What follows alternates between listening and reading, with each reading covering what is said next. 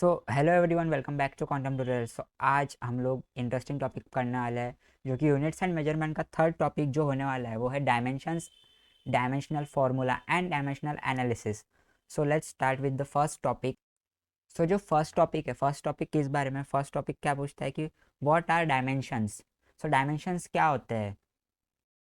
तो स्टूडेंट, सबसे पहले डायमेंशंस, ये जो टॉपिक होता है, ये टॉपिक जेई मेन और जेई एडवांस और स्पेशली नीट और एमएससीटी सभी एग्जाम के लिए ये बहुत इंपॉर्टेंट है। तो इस टॉपिक से क्या होता है स्टूडेंट्स की, इस टॉपिक से ना डायरेक्ट एमसीक्यूज, असर्शन रीजंस और न्यूमेरिकल क्वेश्चंस आते हैं। लेकिन स्टूडेंट्स, डायमेंशन को समझने से पहले एक बेसिक क्वेश्चन आता है कि आखिर डायमेंशन की ज़रूरत क्यों पड़ी है, यानी डायमेंशंस की ज़रूरत क्यों पड़ती है। इसका आंसर समझते हैं अभी। सो स्टूडेंट, सबसे पहले ना देखो, सो क्वेश्चन ये आता है कि why do we need dimensions. Suppose किसी, यानी किसी स्टूडेंट ने फोर्स का फॉर्मूला लिखा है F equals to mv। Okay, तो अगर दूसरे स्टूडेंट ने लिखा है, ये फर्स्ट स्टूडेंट और सेकंड स्टूडेंट ने लिखा है F equals to ma। So दोनों में से कौन सा फॉर्मूला, दोनों में से कौन सा सही है। सो दोनों सिर्फ फार्मूला देखकर कभी कभी कंफ्यूज हो सकता है, लेकिन साइंटिस्ट ने एक ऐसा मेथड डेवलप किया है जिससे जिससे किसी भी फार्मूले की करेक्शन चेक कर सकते हैं। तो इस मेथड को हम डायमेंशनल एनालिसिस कहते हैं। सो बेसिकली क्या है कि डायमेंशनल एनालिसिस करने के लिए ना हमें डायमेंशंस की ज़रूरत पड़ती है। किस चीज़ की ज़रूरत पड़ती है? डायमेंशंस की। मतलब डायमेंशंस का कॉन्सेप्ट जो होता है, डायमेंशंस का कॉन्सेप्ट फार्मूले को वेरीफाई करने के लिए होता है, इंट्रोड्यूस हुआ है, वो वेरीफाई करने के लिए इंट्रोड्यूस हुआ है। So what are dimension? Dimensions are the power और exponent of the fundamental quantities required to express a physical quantity. Okay, so means what is that कि जब किसी डिराइव फिजिकल क्वांटिटी को हम फंडामेंटल क्वांटिटीज जैसे कि मास, लेंथ और time, तो इन तीन चीज़ की हेल्प से हम एक्सप्रेस करते हैं, तो उन फंडामेंटल क्वांटिटीज को पावर्स, यानी एक्सपोनेंट को उस क्वांटिटी की डायमेंशंस कहते हैं, राइट। तो डायमेंशंस जो है, डायमेंशंस सबसे पहले ना हमें फंडामेंटल क्वांटिटीज़ याद रखना चाहिए।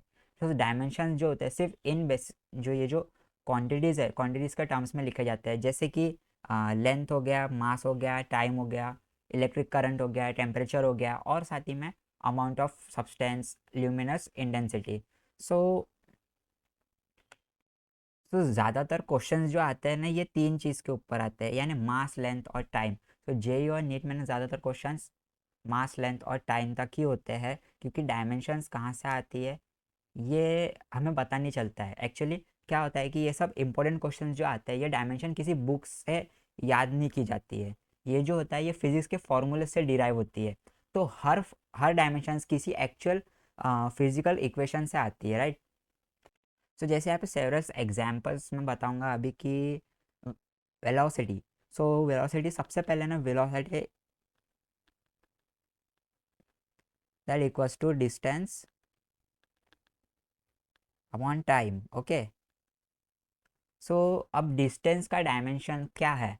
डिस्टेंस का डायमेंशन होता है लेंथ। ओके, और टाइम का होता है टी। सो स्टूडेंट्स, अब फॉर्मूले में सब्स्टिट्यूट करते हैं, जैसे एल अपॉन टी, राइट। सो मैथमेटिक्स में ना डिवीजन का मतलब एक्सपोनेंट माइनस होता है, राइट। तो इसको हम कैसे लिखेंगे? L then T raised to power minus one. So इसका जो फाइनल डायमेंशन वेलोसिटी निकलेगा वो कैसे निकलेगा? M L T. Okay, so एक चीज़ नोटिस करो, मास जो है, मास यूज ही नहीं हुआ है, इसलिए उसका पावर कितना है? ज़ीरो। ओके, इसलिए उसका पावर क्या है? ज़ीरो है। अब स्टूडेंट यहाँ पे एक चीज़ नोटिस करना, जो एक्सेलरेशन है उसका फॉर्मूला क्या है? A equals to velocity upon time. So velocity जो है, वेलोसिटी का डायमेंशंस क्या है? L T raised to power minus one. Okay, ये चीज़ को ध्यान से देखना, वेलोसिटी का जो डायमेंशन है वो क्या है? L T raised to power -1। अब टाइम का क्या है, टाइम का टी है, ओके, टाइम का टी है। अब इन चीज़ को डिवाइड करेंगे तो कैसे आ जाएगा ये, L T raised to power -1 multiply by T raised to power -1। So इसका फाइनल कैसे निकलेगा, L T raised to power -2। So इसको हम ऐसे भी लिखेंगे जैसे एम रेस्ट टू पावर 0, यानी उसका उसका कुछ यूज ही नहीं हुआ है मास का। So L raised to power 1 T raised to power -2, okay.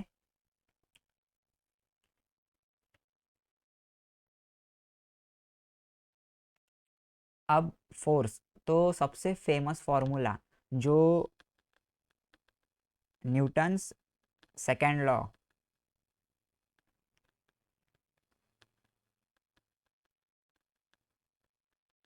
So Newton second law क्या कहता है कि ये फार्मूला, यानी यही फार्मूला फोर्स की डायमेंशन का सोर्स है, जिसमें मास मास हो गया और एक्सेलरेशन। सो मास और उसके बाद एक्सेलरेशन का जो डायमेंशन है वो कैसे लिखेंगे, L T raised to power -2, right. अब उसको मल्टीप्लाई करने पे ना क्या हो जाएगा, ये कैसे निकलेंगे हम, M L T raised to power 2। So इसको फाइनल, यानी इसका फाइनल कैसे लिखेंगे, जैसे एम, इसका यूज़ कितने बार हुआ है, एक बार हुआ है, यानी zero zero zero time use नहीं हुआ है। So raised to power 1 length raised to power 1, so T raised to power -2 आ जाएगा, ओके। अब यहाँ पे मैं डायमेंशंस के फार्मूला, डायमेंशनल फार्मूला बताऊंगा। So dimensional formula that shows how a physical quantity depends on the fundamental quantity using powers. For example जैसे velocity जो है, उसका डायमेंशनल फार्मूला कैसे आ जाएगा, M L raised to power M L raised to power 1 and T raised to power -1। So ये किसका है, वेलोसिटी का। अब फोर्स, सो फोर्स का फॉर्मूला हम कैसे लिखेंगे, फोर्स का डायमेंशनल फॉर्मूला कैसे लिखेंगे, M raised to power 1 L raised to power 1 and T raised to power -2, okay. अब प्रेशर का,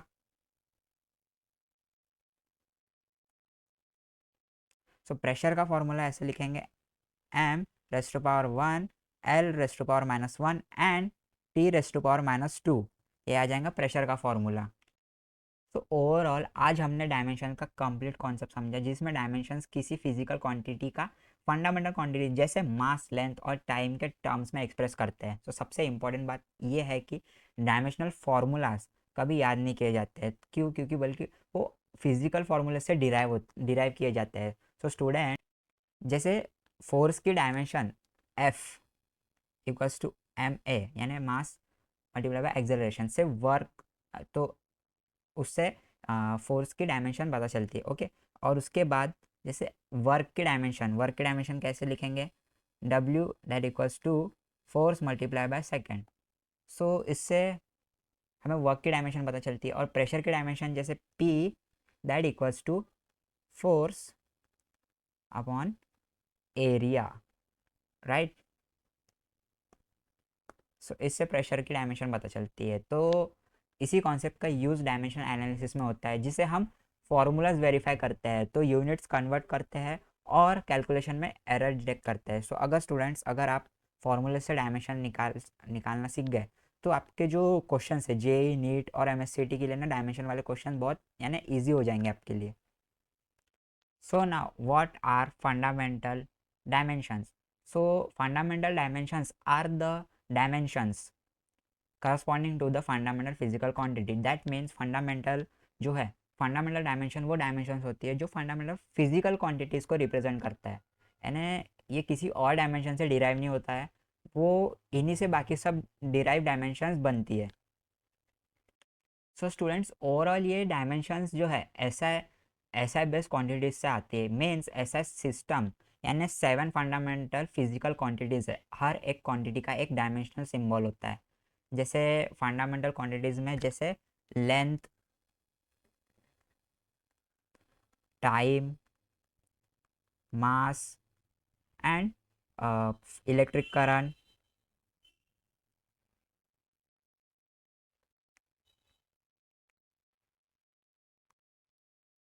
तो ये सब चीज़ क्या है, ये फंडामेंटल क्वांटिटीज है। और भी है जैसे थर्मोडायनामिक, टेम्परेचर और amount of substance and numerical intensity.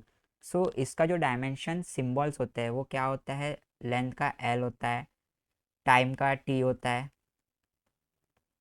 And mass का एम होता है, और इलेक्ट्रिक करंट का क्या होता है, आई होता है। वैसे ही टेम्परेचर का क्या लिखेंगे, यानी थर्मोडायनामिक टेम्परेचर का क्या लिखेंगे, थीटा। ओके, और अमाउंट ऑफ सब्सटेंस का लिखेंगे हम एन, और ल्यूमिनस इंटेंसिटी का जे।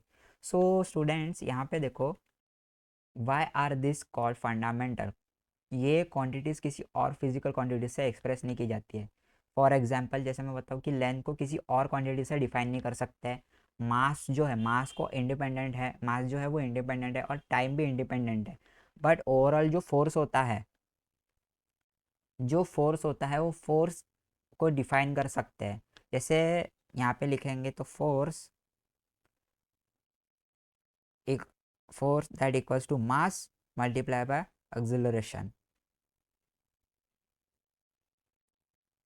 ओके, सो इसलिए जो होता है, इसलिए फोर्स फंडामेंटल नहीं है, ये डिराइव क्वांटिटी है एक। अब जैसे मैंने बताया कि जेई नीट में मोस्ट इंपॉर्टेंट डायमेंशंस क्या होते हैं, जेई और नीट में ना 90% क्वेश्चन सिर्फ ये तीन चीज़ पे आते हैं, लेंथ, टाइम एंड मास। बाकी डायमेंशन जैसे इलेक्ट्रिक करंट हो गया, टेम्परेचर हो गया, सो ये इंपॉर्टेंट है, लेकिन ये कंपैरेटिवली ना कम यूज़ होता है। सबसे ज़्यादा जो फिज़िक्स में आते हैं वो ये तीन चीज़ होते हैं, length, time and mass. So students, अगर एग्जाम में अगर पूछा जाए कि how many fundamental dimensions are there in SI unit, so उसका आंसर क्या आना चाहिए, उसका आंसर आना चाहिए 7। अगर पूछा जाए कि mostly common use dimension in mechanics, that is length, time and mass. Okay, so simply fundamental dimensions represent fundamental physical quantities, and total seven dimensions are there। so सभी derived dimensions इन्हीं से बनती है। अब स्टूडेंट, फंडामेंटल डायमेंशन वो dimensions होती है जो ऐसा यूनिट की फंडामेंटल फिजिकल क्वांटिटीज को रिप्रेजेंट करता है, right. So total 7 fundamental dimensions है, mass, length, time, electric current, temperature, amount of substance, luminous intensity. तो ये जो 7 डायमेंशंस से सभी डिराइव डायमेंशंस बनती है, जो कि सबसे ज़्यादा इंपॉर्टेंट जेई और नेट में ना, सबसे ज़्यादा इंपॉर्टेंट क्या होता है, मास, लेंथ एंड टाइम। जो इसके ऊपर ही बेस्ट क्वेश्चन आते हैं, तो इन्हें अच्छे से याद रखना ताकि भूलो ना, क्योंकि यही चीज़ रिपीटेडली हर कॉम्पिटिटिव एग्जाम में आती है। So student, what is dimensional formula? A dimensional formula is an expression that shows how a physical quantity depends on the fundamental quantities। So यही चीज़ मैंने पहले बताया था कि डायमेंशनल फार्मूला किसी भी फिजिकल क्वांटिटी को फंडामेंटल डायमेंशनल मास, लेंथ, टाइम और बाकी बेस डायमेंशंस के पावर के फॉर्म में वो रिप्रेजेंट करता है। सो स्टूडेंट, सबसे इंपॉर्टेंट बात यह है कि यहाँ पे वो डायमेंशनल फार्मूला याद नहीं किए जाते हैं, बल्कि उसको फिजिक्स के फार्मूले से डिराइव किए जाते हैं। तो इसी वजह से क्या होता है कि अगर आप फार्मूला समझ गए ना, तो डायमेंशंस और डायमेंशनल फार्मूला दोनों जो है इजीली निकाल पाओगे, इजीली वो अप्लाई कर पाओगे क्वेश्चंस में। सो जेई और नीट और एमएससीटी में ये टॉपिक जो है बहुत, यानी स्कोरिंग है, यानी हर बार ये चीज़ पूछती है, बट अलग अलग तरीके से, अलग अलग यूनिट से पूछते हैं, वो अलग अलग मतलब फॉर्मूलेज होते हैं उसमें, बट उसका जो डायमेंशंस होता है वो एक ही होता है। यानी वो तीन चीज़ जो कॉमन है वो हमेशा वो क्वेश्चंस में आती ही है, mass, length and time. Okay, so that's why I am saying कि वो तीन चीज़ में मास्टर हो जाओ, बाकी सब भी करना है, बट वो तीन चीज़ जो है वो ज़्यादातर क्वेश्चंस में वही चीज़ पूछता है, तो focus on that thing. Okay,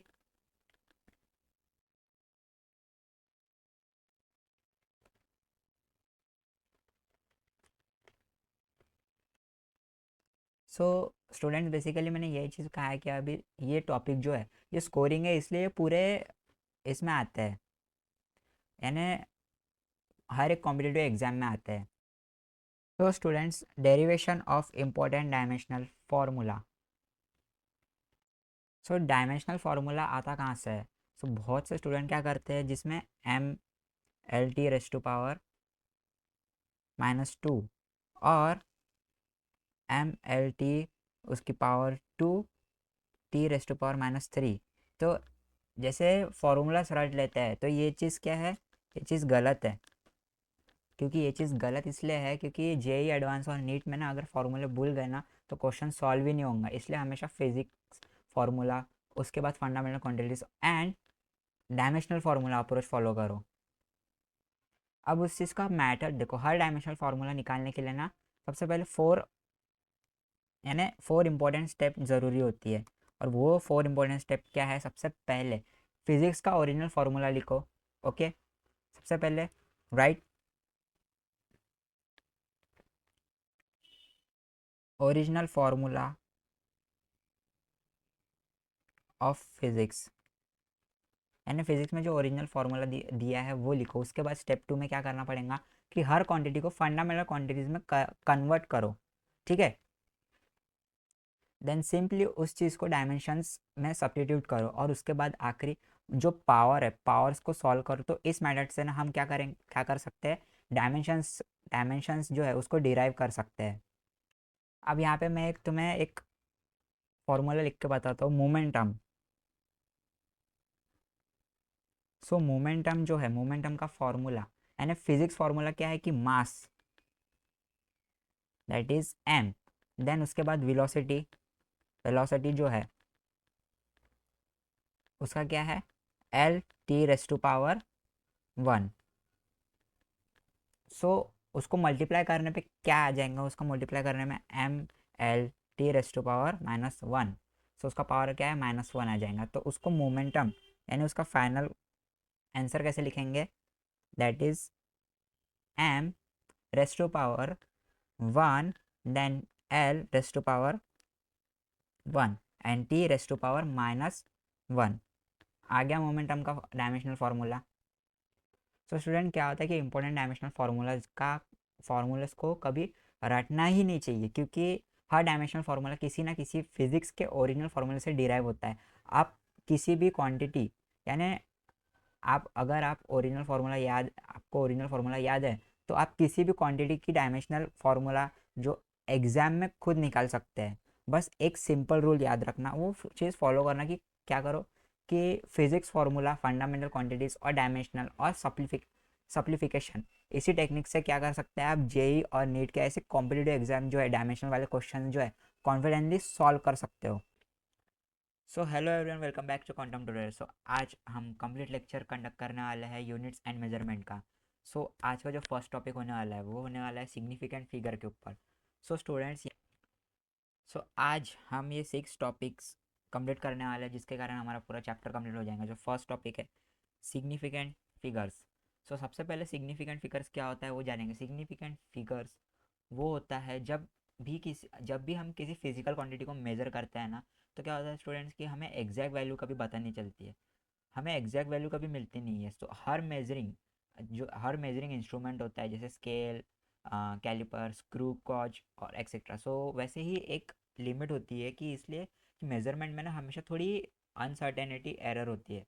okay, जैसे कि मैं एग्जांपल दूँ, सपोज यहाँ पे एक पेंसिल है तो पेंसिल एक लेंथ मेज़र की है, यानी जैसे 15 सेंटीमीटर यानी बहुत रफ है, और 15.2 सेंटीमीटर यानी कि ज़्यादा एक्यूरेट है वो। और वैसे ही अगर एक और एग्जांपल ले जैसे 15.23 सेंटीमीटर यानी कि और ज़्यादा एक्यूरेट है वो। सो स्टूडेंट्स, अब एक सवाल आता है। तो स्टूडेंट्स, सवाल ये आता है कि किस वैल्यू में मेजरमेंट की एक्यूरेसी ज़्यादा होती है, उसमें सिग्निफिकेंट फिगर्स भी ज़्यादा होता है। और ये जो कॉन्सेप्ट है सिग्निफिकेंट फिगर्स, इसको ही हम कैसे जेई और नीट, एडवांस नीट और एमएससीटी में बहुत फ्रिक्वेंटली पूछा जाता है। तो हमें सबसे पहले ये जानना है कि why do we need significant figures. तो स्टूडेंट मान लो जैसे कि एक स्टूडेंट क्या लिखता है कि मास जो है उसका उसका मास है 25 kg। ओके, तो 25 ग्राम है। और दूसरा क्या लिखता है, ये फर्स्ट स्टूडेंट लिखता है और दूसरा स्टूडेंट लिखता है कि उसका जो मास रहेगा वो कितना रहेगा, वो रहेगा 25.00 kg। ओके। सो दोनों का न्यूमेरिकल वैल्यू जो होते हैं वो ऑलमोस्ट क्या होता है, सेम लगता है। लेकिन यहाँ पे देखो, यहाँ पे जो 25.00 ग्राम है तो किलोग्राम है, तो ये बताता है कि मेज़रमेंट बहुत एक्यूरेटली यानी एक्यूरेटली सॉल्व की गई है। ओके। इसलिए सिर्फ नंबर ही इंपॉर्टेंट नहीं होता है, यहाँ पे उसके सिग्निफिकेंट फिगर्स भी इंपॉर्टेंट होते हैं। तो अब देखो यहाँ पे इसकी definition. So significant figures are the meaningful digits in a measured quantity which includes all certain digits and the first uncertain digit। इसका मतलब क्या होता है कि सिग्निफिकेंट फिगर किसी मेजर्ड क्वांटिटी के वो डिजिट्स होते हैं जो मेजरमेंट की एक्यूरेसी और प्रिशन यानी प्रिसिशन को शो करता है। इनमें ना क्या होता है स्टूडेंट की, जैसे सारे सर्टेन डिजिट जो होते हैं, इसमें सारे सर्टेन डिजिट्स होते हैं और लास्ट जो होता है वो अनसर्टेन यानी वो एस्टिमेटेड डिजिट होता है। सो वो इंक्लूडेड होते हैं किसमें, सिग्निफिकेंट फिगर्स में। सो ओवरऑल स्टूडेंट्स यहाँ पे ना, जैसे मैं एक एग्जांपल के थ्रू समझाऊँ तो यहाँ पे एक लेंथ है, वो लेंथ कितनी है, 12.34 सेंटीमीटर होती है। ओके। सो यहाँ पे डिजिट्स, तो यहाँ पे देखो डिजिट्स यानी कितने, एक डिजिट है वो क्या है, सर्टेन है। उसके बाद सेकेंड डिजिट वो भी क्या है, सर्टेन है। एंड दैट थर्ड डिजिट वो भी क्या हो जाएगा, सर्टेन हो जाएगा। बट यहाँ पे जो फोर्थ डिजिट है, सो यहाँ पे फोर्थ डिजिट क्या होता है, वो एस्टिमेट यानी एस्टिमेटेड डिजिट होता है यानी अनसर्टेन। तो टोटल सिग्निफिकेंट फिगर्स कितने हैं यहाँ पे, 4 है। Okay. So total significant figures कितने हैं हमारे पास, 4 है। सो इसको ही हम सिग्निफिकेंट फिगर्स कहते हैं। तो अब देखो यहाँ पे ओवरऑल जो ऑल नंबर यानी all non zero digits are significant. That means यहाँ पे एक रूल है, rules for counting significant numbers. तो ये सिग्निफिकेंट नंबर्स फ्रॉम 1 to 9 के बीच में जितने भी नंबर्स होते हैं, फ्रॉम 1 to 9 सभी डिजिट सिग्निफिकेंट होते हैं। यहाँ पे अगर मैं एग्जाम्पल लिखूँ तो यहाँ पे एग्जाम्पल जैसे 25। ओके। तो इसमें ये और ये दोनों को मिला के कितने सिग्निफिकेंट नंबर्स हुए, यहाँ पे 2 यानी दो सिग्निफिकेंट नंबर। और वैसे ही मैं यहाँ पे 258 लिखूंगा तो यहाँ पे टोटल कितने हो जाएंगे, 3 सिग्निफिकेंट नंबर हो जाएंगे। ओके। सो इसको और अगर बढ़ेंगे तो ऐसे ही नंबर भी सिग्निफिकेंट फिगर्स यानी सिग्निफिकेंट फिगर्स भी बढ़ेंगे। तो टोटल सिग्निफिकेंट फिगर्स कितने हैं इसमें, 3 है। अब उसके बाद जो सेकेंड रूल है यानी zeros between non zero digits are significant, यानी अगर ज़ीरो ज़ीरो जो है दो नॉन ज़ीरो डिजिट्स के बीच में हो तो वो सिग्निफिकेंट होता है। यहाँ पे भी मैं एग्जांपल दूँ, जैसे यहाँ पे अगर मैं लिखूँगा 1002। सो यहाँ पे डिजिट्स कितने हैं हमारे पास, 4 सिग्निफिकेंट फिगर्स है। ओके। वैसे 203, तो 203 अगर मैं लिखूंगा तो यहाँ पे टोटल कितने हैं हमारे पास सिग्निफिकेंट फिगर्स, यहाँ पे 3 है। अब आगे बढ़ेंगे तो इसमें हम लिखेंगे कि leading zeros are not significant. That means कि जो जीरोस नंबर के स्टार्ट में ना सिर्फ डेसिमल पॉइंट की पोजीशन बताते हैं, वो क्या होते हैं, वो सिग्निफिकेंट नहीं होता है। जैसे कि यहाँ पे भी देखो, अभी मैं यहाँ पे लिखूँगा 0.0045। ओके। तो ये जो नंबर है ये क्या है, लीडिंग जीरोस यहाँ पे इग्नोर होंगे, जिसमें सिर्फ हम 4 और 5 काउंट करेंगे। तो यहाँ पे टोटल सिग्निफिकेंट फिगर्स कितने हुए, यहाँ पे टोटल सिग्निफिकेंट फिगर्स हुए 2। इसमें हम ज़ीरो को काउंट नहीं करेंगे, इसमें जो लास्ट के जो डिजिट्स यानी जो नंबर वाले डिजिट्स रहते हैं वो काउंट करेंगे। तो ज़ीरो का जो चार्ज होता है वो ज़ीरो ही होता है ना। तो इसके थ्रू ही मैं बता रहा हूँ कि यहाँ पे टोटल सिग्निफिकेंट फिगर्स कितने हैं, 2 है ना। Rule number 3 for significant figures. So यहाँ पे जो फोर्थ रूल है, जैसे कि trailing zeros after decimal are significant, यानी डेसिमल के बाद वाले जो एडिटिंग जीरोस सिग्निफिकेंट होते हैं वो कैसे होते हैं, जैसे कि यहाँ पे 2.300, ओके, यानी 2.300। तो यहाँ पे डिजिट्स कितने हैं, यहाँ पे 2, 3, देन 0 एंड 0, ओके। सो यहाँ पे टोटल सिग्निफिकेंट फिगर्स कितने हुए, यहाँ पे टोटल सिग्निफिकेंट फिगर्स हुए 4, राइट। अब समझ में आया कि trailing zeros after decimal are significant, यानी डेसिमल के बाद वाले एंडिंग जीरोस सिग्निफिकेंट होते हैं ना। आगे देखेंगे कि जो trailing zeros without decimal are not normally significant. That means यहाँ पे देखो 2500, यानी यहाँ पे यहाँ एग्जैक्ट इन्फॉर्मेशन, ये एग्जैक्ट इन्फॉर्मेशन नहीं है कि ये लास्ट जीरोस मेजर्ड है या सिर्फ प्लेस होल्डर है। जैसे कि यहाँ पे नॉर्मली मैंने लिखा है 2500, तो यहाँ पे सिग्निफिकेंट फिगर कितना है, 2 है। और अगर और लिखा हो जैसे 2500 पॉइंट, तो डेसिमल पॉइंट दिया हो ना, दिया है यहाँ पे, तो यहाँ पे डेसिमल पॉइंट दिया है। दैट मीन्स क्या हुआ यहाँ पे कि यहाँ पे सिग्निफिकेंट्स फिगर्स कितने हैं टोटल, 4। सिग्निफिकेंट फिगर्स कितने हैं यहाँ पे, 4 है, राइट। अब यहाँ पे मैंने जो एग्जाम्पल्स लिखे हैं नंबर, तो यहाँ पे देखो अच्छे से कि यहाँ पे जो नंबर्स दिए ये 45, यहाँ पे 45 का सिग्निफिकेंट फिगर कितना आ जाएगा, यहाँ पे 2 आ जाएगा। और यहाँ पे 456 का सिग्निफिकेंट फिगर आ जाएगा 3, राइट। अब जो थर्ड है 0.0056, तो यहाँ पे इसका टोटल सिग्निफिकेंट नंबर आ जाएगा 2, ओके, क्योंकि ज़ीरो वहाँ पे काउंट नहीं हो रहा है। और उसके बाद 3.400, तो यहाँ पे इसका टोटल सिग्निफिकेंट कितना आ जाएगा, यहाँ पे 4 आ जाएगा, क्योंकि इसमें ज़ीरो भी काउंट हो रहा है ना, दैट्स वाई। एंड देन यहाँ पे 2500, तो इसमें सिग्निफिकेंट नंबर आ जाएगा 2, क्योंकि इसमें ज़ीरो काउंट नहीं हो रहा है, दैट्स वाई यहाँ पे 2 सिग्निफिकेंट नंबर आ जाएगा। और उसके बाद यहाँ पे डेसिमल दिया, तो यहाँ पे 2500 पॉइंट आया, या तो यहाँ पे सिग्निफिकेंट नंबर कितना आ जाएगा, टोटल 4 आ जाएंगे ना। आगे बढ़ेंगे जिसमें हम देखने वाले हैं ऑपरेशन विद सिग्निफिकेंट फिगर्स।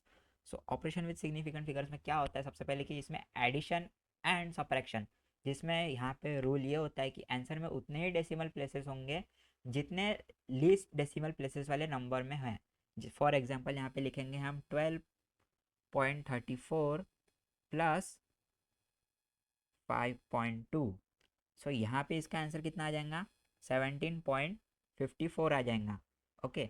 यानी इसका फाइनल आंसर कितना आया, इसको सॉल्व करेंगे तो इसका आंसर इतना आ जाएगा, और पर उसका फाइनल आंसर कितना आ जाएगा, 17.5 आ जाएगा, राइट। अब यहाँ पे ये क्या हो गया, ये हो गया एडिशन एंड सब्ट्रैक्शन, जिसमें आंसर में उतने डेसिमल प्लेसेस होंगे जितने लिस्ट डेसिमल प्लेसेस वाले नंबर में हैं। अब आगे इसमें देखोगे कि मल्टीप्लिकेशन एंड डिवीजन, जिसमें इसमें रूल क्या होता है कि यहाँ पे आंसर में उतने ही सिग्निफिकेंट फिगर्स होंगे जितने कि लीस्ट सिग्निफिकेंट फिगर्स वाले नंबर है। यहाँ पे एग्जांपल लेंगे जैसे कि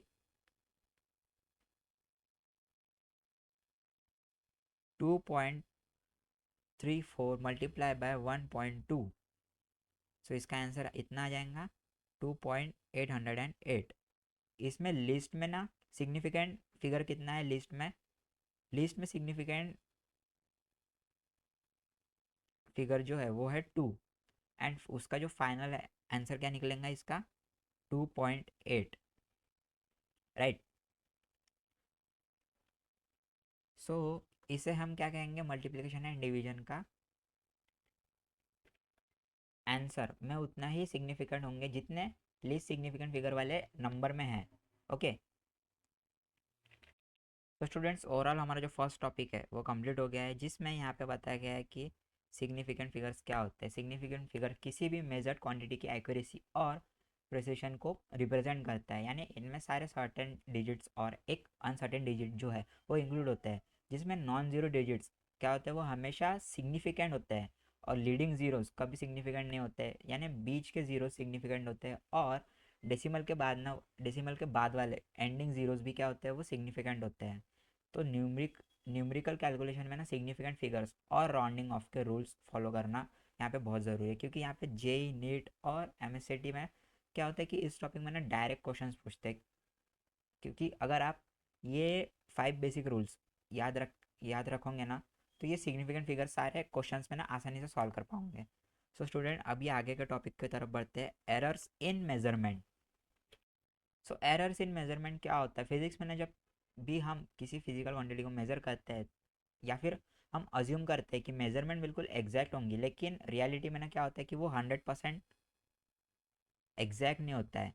वो एग्जैक्ट कभी पॉसिबल नहीं होता है, यानी हर मेजरिंग इंस्ट्रूमेंट की एक लिमिट होती है, और हर ऑब्जर्वर की परफेक्टली एक्यूरेट नहीं होता है। यानी इसी वजह से क्या होता है कि मेजरमेंट में ना थोड़ी एरर यानी गलती होती ही है। अब वो गलती क्या होती है मैं भी वो समझाता हूँ। जैसे कि यहाँ पे देखो कि एक टेबल की एक्चुअल लेंथ कितनी है। यहाँ पे एक टेबल की एक्चुअल लेंथ है 2.500 मीटर।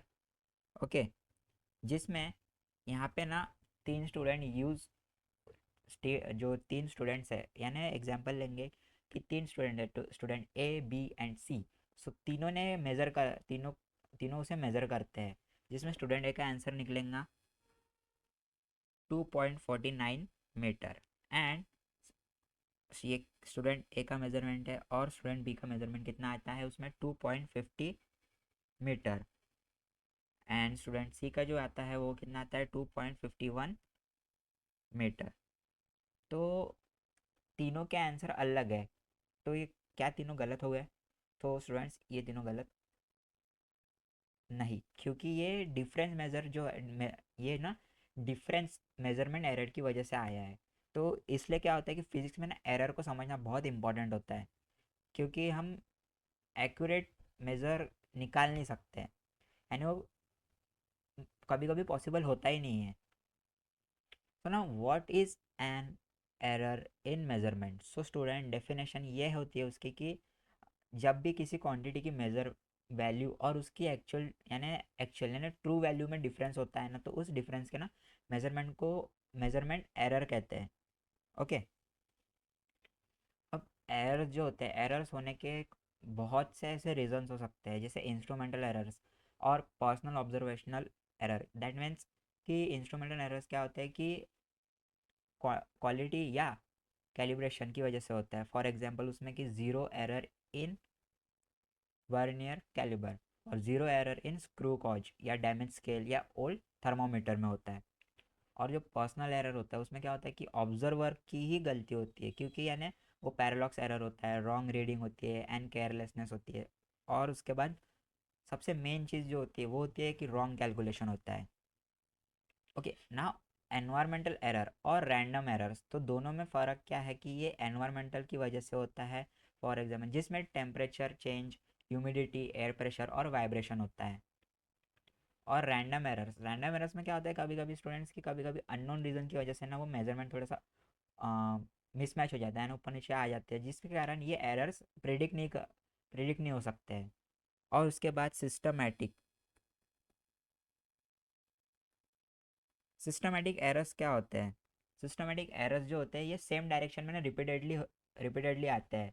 फॉर एग्जांपल अगर स्केल हमेशा 0.2 सेंटीमीटर ज़्यादा दिख रही है, तो हर रीडिंग में ना सेम एरर आएंगे। ना एक्यूरेसी एंड प्रिसिशन, तो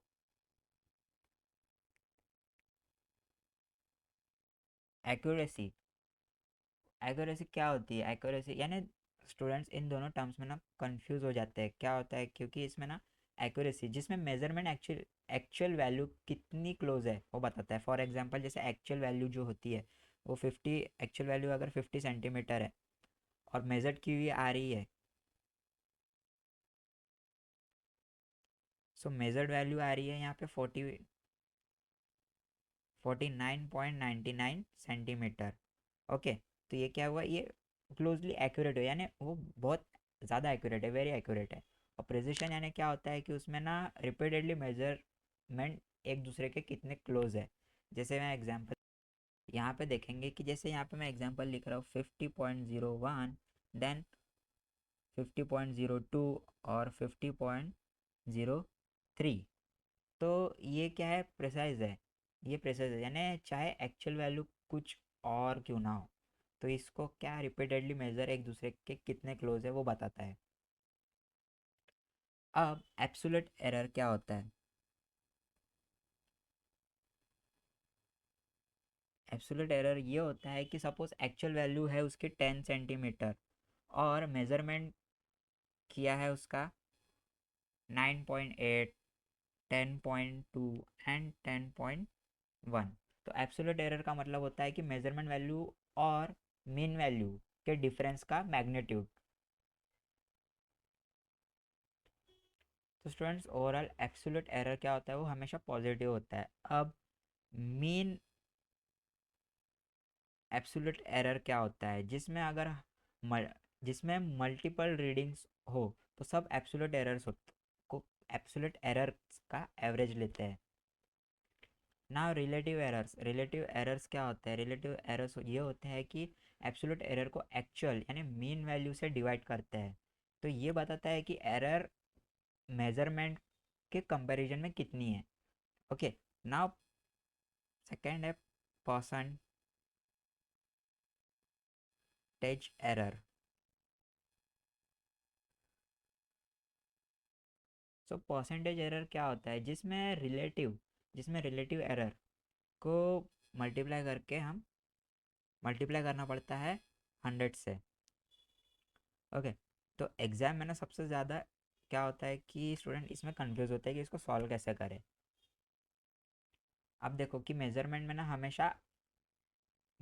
के वक्त ना हमेशा क्या होता है कि 100% एग्जैक्ट वैल्यू कभी नहीं मिलती है, इसलिए हर मेजरमेंट में ना कुछ एरर होता है, मिस्टेक्स होती है, वैल्यू, यूनिट्स। तो एरर का मतलब मेजर्ड वैल्यू और ट्रू वैल्यू के बीच का डिफरेंस होता है। यानी एरर मेनली 3 टाइप्स के होते हैं: ग्रॉस एरर, सिस्टमेटिक एरर्स और रैंडम एरर्स। तो सिस्टमेटिक एरर्स को इंस्ट्रूमेंटल, पर्सनल और एनवायरमेंटल एरर्स में डिवाइड किया जा सकता है। तो न्यूमेरिकल प्रॉब्लम्स में ना एब्सोल्यूट एरर की रिलेटिव एरर और परसेंटेज एरर यानी उसमें बहुत इंपॉर्टेंट होते हैं। अगर आप एरर्स के टाइप्स या उनके फॉर्मूलेस अच्छे से समझ गए ना, तो एग्ज़ाम में बहुत अच्छा होगा, क्योंकि इस टाइप के क्वेश्चंस भी आते हैं एग्ज़ाम्स में। सो स्टूडेंट्स, अब तक के हमने errors in measurement, significant errors, absolute error, relative error और परसेंटेज एरर, ये 5 टॉपिक्स हमने कंप्लीट किए। अभी जो इम्पोर्टेंट टॉपिक होने वाला है वो है प्रोपेगेशन, कॉम्बिनेशन ऑफ एरर्स। तो students, propagation of errors, why do we need that? Cause real life में ना हम सिर्फ एक क्वांटिटी मेज़र नहीं करते हैं, जिसमें हम कई मेजरमेंट जै यानी कई मेजर्ड क्वांटिटीज़ का यूज़ करके हम एक नई क्वांटिटी कैलकुलेट करते हैं, जिसका एग्जांपल है वेलोसिटी। तो यहाँ पे ना क्या, वेलोसिटी, सो जिसमें यहाँ पे क्या होता है कि डिस्टेंस में भी एरर है और टाइम में भी एरर है। तो फाइनल वेलोसिटी में कितनी एरर होंगी? तो इसी क्वेश्चन का आंसर जो है वो हमें प्रोपोगेशन ऑफ एरर्स देता है। Propagation combination of errors is the method of finding the error is a calculated quantity when the measured quantities contain error। यानी जब किसी फॉर्मूले में एक से ज़्यादा मेजर्ड क्वांटिटी होती है ना, तो क्या होता है कि हर क्वांटिटी में ना एरर होता है। तो तब क्या होता है, तब फाइनल आंसर में ना टोटल एरर कैसे निकाले, इस प्रोसेस को हम प्रोपोगेशन ऑफ एरर्स कहते हैं। तो सिंपल रूल है यहाँ पे, एक एक रूल में समझा के बताऊंगा। सबसे पहला रूल क्या आता है? तो first rule is addition and subtraction. Suppose A में एरर जो है डेल्टा ए में errors that is delta A, and B में एरर्स क्या होता है, delta B. So student, overall यहाँ पे क्या होता है कि एक इम्पोर्टेंट पॉइंट ये होता है इसमें कि एडिशन और सब्ट्रैक्शन दोनों में ना एब्सोल्यूट एरर्स ऐड होते हैं। वो कैसे होता है मैं बताता हूँ। जैसे लेंथ यहाँ पे दी है 12, जैसे लेंथ यहाँ पे दी है 20। ओके, तो 20 प्लस माइनस यानी एडिशन और माइनस, सब्ट्रैक्शन दोनों हो रहा है। सो 0.2 सेंटीमीटर, और ब्रेथ कितनी दी है यहाँ पे,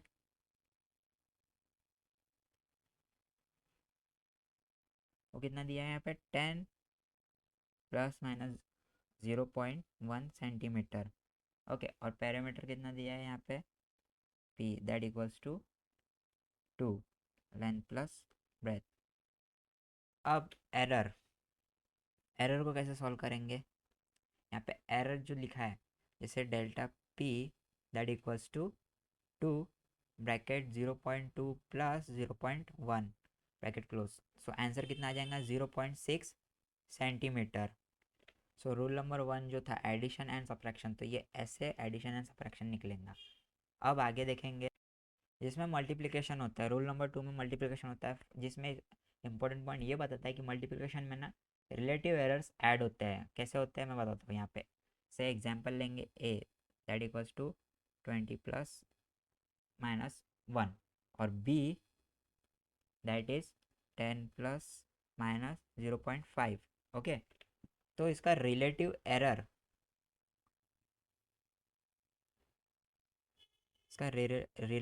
कितना आ जाएगा? इसका रिलेटिव एरर आ जाएगा 1/20 प्लस 0.5 बाय 10। तो इसको ऐसे सॉल्व करेंगे 0.05 प्लस 0.05, तो इसका आंसर आ जाएगा 0.10। ये क्या हो गया? इसका परसेंटेज कितना आया? यानी इसका परसेंटेज एरर जो है वो आ जाएगा 10%। राइट ना। रूल नंबर 3 क्या है? डिवीजन, जिसमें क्या बताता है कि डिवाइड में भी रिलेटिव एरर्स ऐड होते हैं। वो कैसे? जैसे वेलोसिटी, जिसमें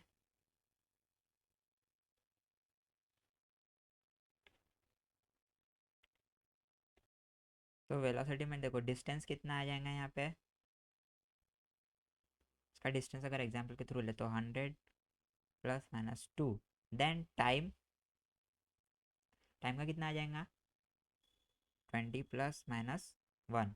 तो रिलेटिव एरर्स, जो इसका रिलेटिव एरर्स निकलेगा वो कितना निकलेगा? 2/100 plus 1/20 that is 0.02 plus 0.05। Okay, अब यहाँ पे देखो जैसे इसका आंसर कितना आ जाएगा 0.07। तो ये क्या हो गया? रिलेटिव एरर, यानी रिलेटिव एरर जिसमें हमने डिवीजन किया, तो इसका परसेंटेज कितना निकलेगा? 7% आएगा। इसका परसेंटेज एरर आ जाएगा इसका 7%। तो स्टूडेंट्स एक चीज़ याद रखना है, जैसे प्रोपोगेशन ऑफ एरर्स बताता है कि जब किसी कैलकुलेशन में ना एक से ज़्यादा मेजर्ड क्वांटिटीज यूज़ होती है तो फाइनल आंसर की एरर्स कैसे निकाली जाती है। एडिशन और सब्ट्रैक्शन में एब्सोल्यूट एरर्स ऐड होते हैं, जैसे मल्टीप्लिकेशन और डिवीजन में ना रिलेटिव एरर्स ऐड होते हैं। और अगर किसी क्वांटिटी पावर में ना तो उस पावर को रिलेटिव एरर्स के साथ मल्टीप्लाई किया जाता है।